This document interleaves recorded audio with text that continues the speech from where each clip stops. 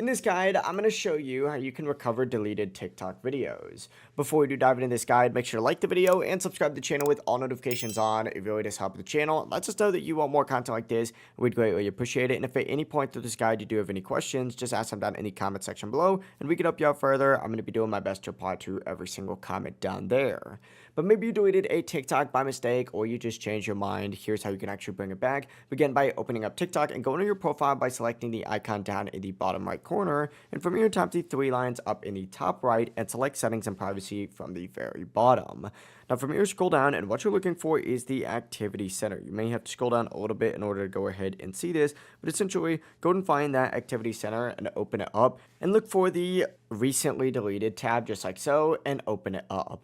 Inside of here, you're going to see a bunch of videos that you've deleted in the last 30 days. Tap whatever video you want restored, and then tap restore down at the bottom and confirm.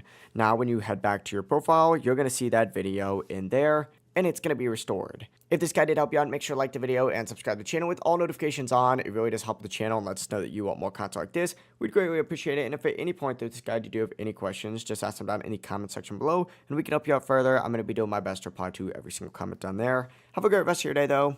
Peace.